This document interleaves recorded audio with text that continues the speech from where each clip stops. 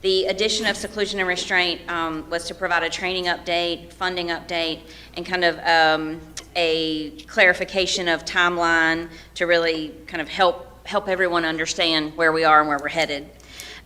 So I want to clarify a couple of things because the further discussion since this was added to the agenda in tonight's meeting, I think I need to add a few other pieces in there. Okay. So a few things that I definitely want to share is, over the past year, our school leaders have been receiving specific training and technical support on the implementation of Policy 4302. And Policy 4302 specifically is that school plan for the management of student behavior. The regulation to that policy, 4302-R, is the regulation around the use of seclusion and restraint. So seclusion and restraint isn't its own policy, it's a part of that school plan for the management of student behavior. That policy 4302 requires our schools to create and adopt their plan for the management of student behavior as a part of their school improvement plan. They are at that individual school level paying attention to their own student demographics, their needs of their students within their schools. And I just want to reiterate that these are the staff that in discussions we identify as our trusted and respected staff. They are creating their plans within their buildings, using their data, and using the tools that they've been provided in professional development. Some schools have used templates that have been provided as a part of professional development with them. Some are using those as a guide and using their own template. It's okay, they get to work through that process. Those plans, again, are due to administration by mid-September, and they are scheduled to be reported to the board in October.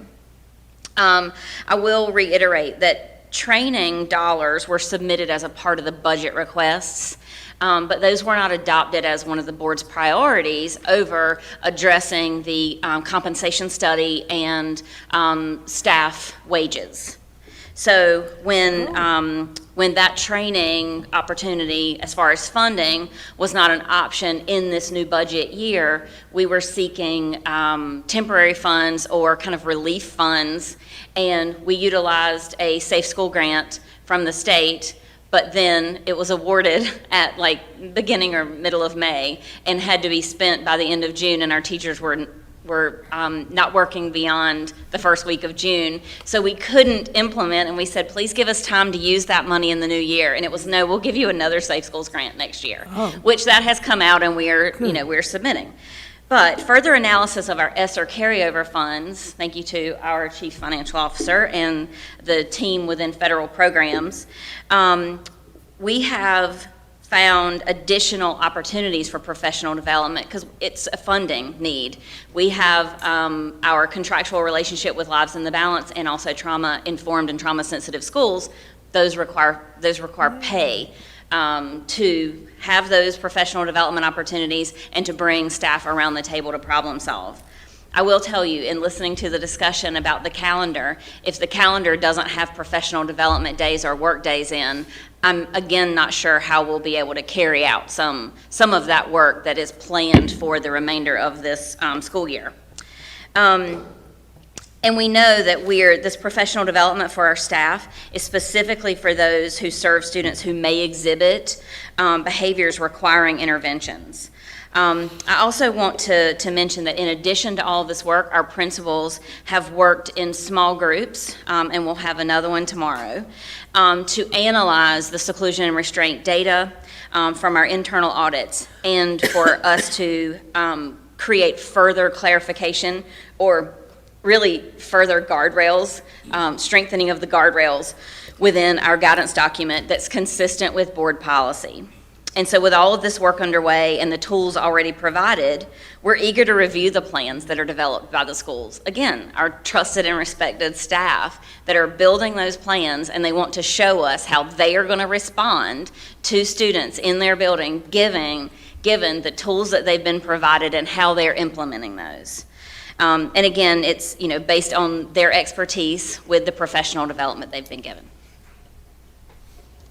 Okay, thank you, Ms. Varnam. Does anybody have Mr. Beaulieu? Yeah, thank you very much. I just wanted to say, I'm always been and remain in support of getting rid of seclusion and restraint. And that's the key question for me is somebody has to answer first, what happens when? I mean, this board, I think we agree, talks about everything, ad nauseum, on, and nobody has answered that question for me yet. I'm hoping that in October, that key answer of a child is in crisis, here's what we do, is forthcoming. Because that is the holdup. That's my only holdup. So thank you very much. And that varies from child to child. You can't just say, like, Absolutely. child in Absolutely. crisis, do A. Okay, Ms. Justice? And that's where our trusted and hardworking staff will, in fact, a lot of them already have the answers. This is a cultural practice that does not go on across the country on this level. And a lot of other districts, thousands probably, have not got this issue. So we're learning how to deal with it. You can't snap your fingers and make it change, but it will be changed. And thank you for all the hard work you've done to have it happen. Ms. Walker? I just want to say thank you for the update. I know we kind of threw that.